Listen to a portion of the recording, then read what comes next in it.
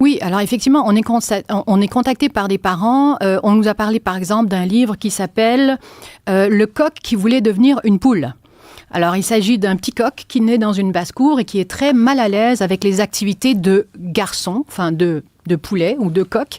Il préfère faire des activités de fille. Alors, ce poulet, il va vouloir s'habiller en fille, se mettre des bottes à talons. Excusez-moi, mais toutes les filles ne portent pas des bottes à talons, avoir des longs cils, se mettre des colliers de fleurs, etc., etc. Et donc, on est vraiment dans le stéréotype sexuel.